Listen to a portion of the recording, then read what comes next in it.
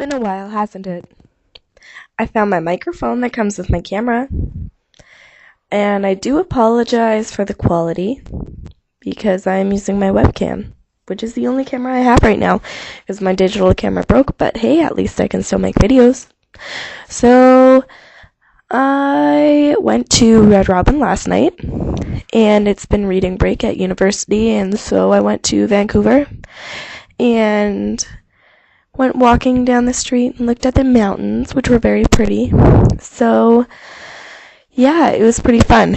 But something happened the other night, and it really irked me. We were just having a discussion about a course I was taking, which is philosophy of feminism. And then one of my friends just outright said, "Oh, feminism's stupid." And then made all of these comments about it. And then I was like, have you even read any feminist theory like Simone de Beauvoir or, say, Barbara Herman, Catherine McKinnon, Claudia Card, which is stuff that I've read, but that's all I can think about for examples. And she said, no. And I'm thinking in my head, then how do you have any right to come up with a formulated opinion on something when you have absolutely no education on it? And she said that most of the feminists she'd met were man-hating and bashing. Now, feminism, as some would put it, well, as I would put it, as Bell Hooks says, is ending sexual oppression, sexist exploitation, and sexism altogether. And to me, when it comes down to it, I think feminism has done a lot. It is the entire reason for the women's liberation movement. It's the entire reason we have the ability to vote, why it's now socially acceptable for us to wear pants to work, why we can now go around in our sweats, why there has been so much exposure of marital rape. Actually, rape in general. Women are now respected as people under the law.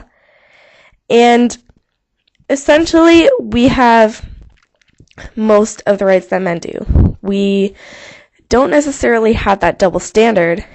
We still have that double standard in a lot of cases, but in terms of where we've come in the last century, which when you think about it isn't very long, it's a pretty significant change. And for a girl to bash feminism, not even knowing what it is, not even knowing what it stands for, and making accusations of what feminists really are, it just really irritated me.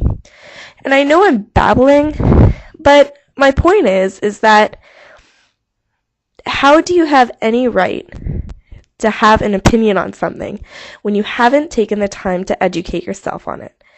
Because in the end, when you're educated on two sides of a story, then you have a right to have an opinion on it when you know all of the facts.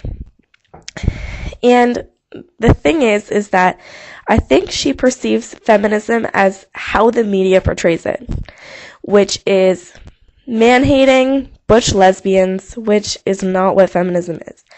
And I'm a feminist. I really am. I think that women should have equal rights as men. I don't think we should have gender-defined roles.